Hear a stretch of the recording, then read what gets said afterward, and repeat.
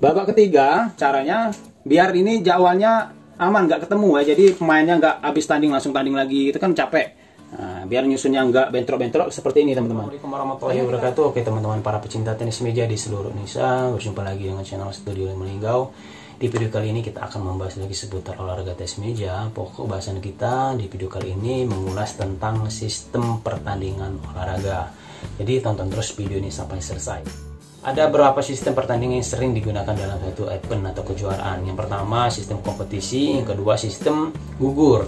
Nah, untuk memilih kira-kira yang mana cocok untuk pertandingan yang kita adakan, yaitu tergantung. Yang pertama kira-kira durasi ya.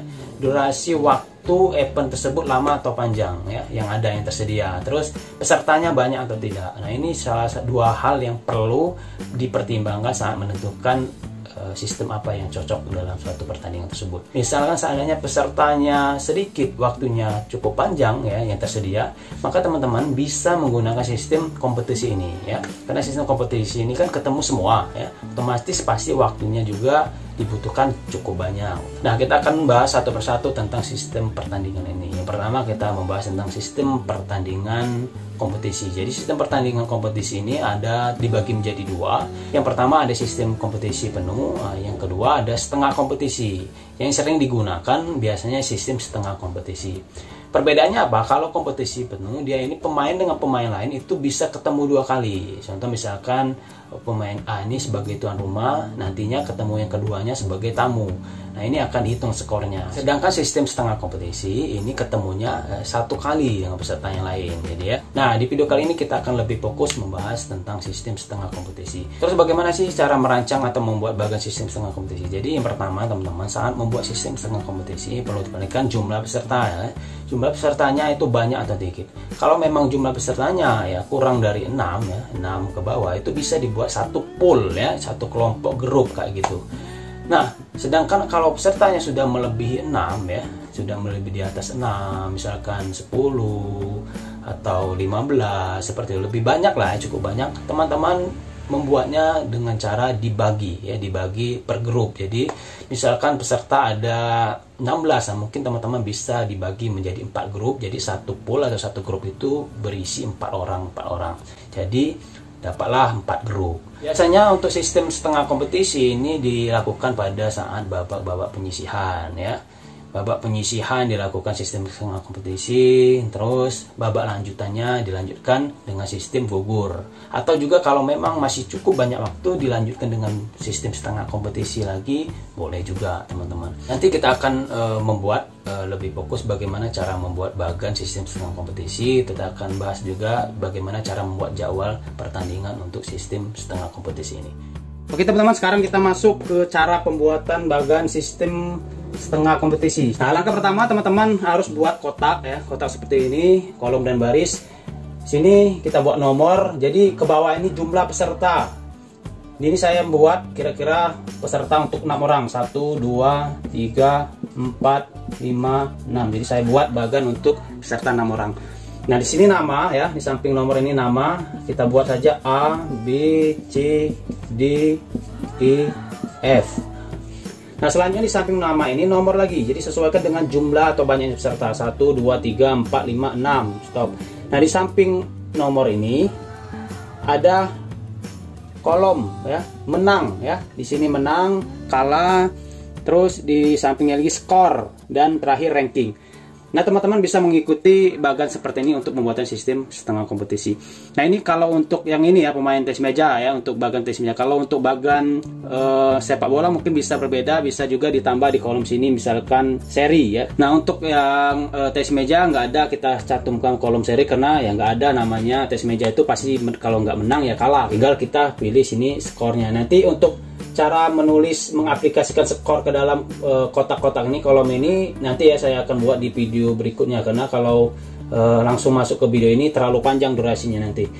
Oke, selanjutnya ya, terus teman-teman perlu mengarsirkan ya, jadi di bawah ya secara diagonal ya kita arsirkan ya seperti ini. Nah, ini kita arsirkan karena ini tidak diperlukan nanti dalam pengisian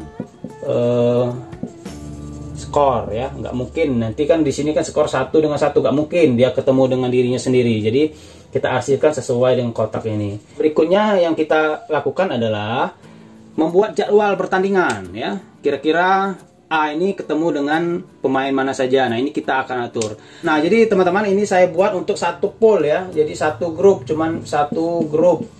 Teman-teman bisa mengikuti ini kalau misalkan memang banyak pesertanya, bisa buat seperti ini. Misalkan ada 4 grup. Nanti cara menghitungnya untuk babak lanjutan bisa di penskoran di sini, ranking. Misalkan diambil untuk juara pool sama runner up, misalkan ya, kita ambil satu.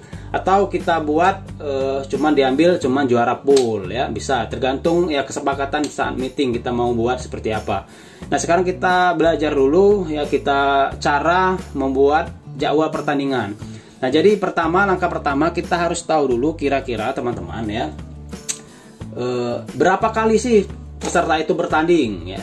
Setiap peserta itu bertanding berapa kali. Caranya itu ada rumusnya. Rumusnya adalah N dikurang 1 teman-teman. N itu jumlah peserta ya. Jumlah pesertanya misalkan ini 6, maka 6 dikurang 1 sama dengan 5. Artinya apa? Peserta itu bertanding nantinya sebanyak 5 kali ya. Artinya kita coba ya. 1 dengan 2, 1, 2, 3, 4, 5. Benar ya. Jadi setiap peserta akan bertanding sebanyak 5 kali. Jadi menentukan rumusnya dengan N dikurang 1. Nah, sedangkan untuk menghitung total keseluruhan pertandingan, jumlah pertandingan keseluruhan itu dengan menggunakan rumus yaitu ya, setengah ya, N dikurang 1. Ini rumusnya teman-teman ya. Jadi N ini tadi adalah jumlah peserta. Artinya jumlah peserta sekarang 6 ya. 6 dibagi 2 dikali 5, N kurang 1 hasilnya tadi 5. Maka total keseluruhannya sama dengan 6 dibagi 2, 3 dikali 5 sama dengan 15. Nah, ya. Jadi seperti itu teman. Nah, jadi total keseluruhan pertandingan pada grup ini adalah sebanyak 15 kali. Nah, sekarang kita akan aplikasikan ke jadwal pertandingan. Oke. Kita tadi sudah dapat ya satu jumlah keseluruhan pertandingan sebanyak 15 kali ya. 15 kali pertandingan keseluruhan total. Nah, sekarang kita akan buat. Caranya kita bisa menggunakan dengan sistem rotasi, teman-teman ya. Jadi kita bisa menggunakan sistem rotasi. Nah, oke. Bagaimana langkahnya? Jadi langkah pertama cara membuat sistem rotasi itu, tadi kita ada jumlahnya 6 peserta. Kita buat di sini dulu. 1 ya. 2 3 4 5 6. Oke. Jadi 1 PS2, 3 PS4, 5 PS6. Ini untuk babak satunya teman-teman ya, 1. Nah, selanjutnya untuk 15 kali pertandingan berarti kita tadi butuh untuk 3 berarti kali 5. Berarti ada 5 babak ya, 5 babak. Nah, selanjutnya kita buat rotasi teman-teman. Satunya tetap di tempat ya, nggak bergeser. Yang bergeser adalah mulai dari angka 2 ya. Jadi kita buat di sini, satunya bergeser berlawanan arah jarum jam. Jadi tadi posisi 2-nya di sini ya. Sekarang kita geser ke ketiga. Jadi 2-nya ke sini ya. Turun lagi, habis 2 sini kan 3. 3-nya turun. 5-nya ke samping pindah 5 6 ya. Habis 6 sini 4. Jadi 4. Nah, seperti ini. Oke. PS ya. Versus. Oke, ini sudah rotasi pertama. Babak ketiga caranya biar ini jadwalnya aman, nggak ketemu ya. Jadi pemainnya nggak habis tanding langsung tanding lagi, itu kan capek. Nah, biar nyusunnya nggak bentrok-bentrok seperti ini teman-teman.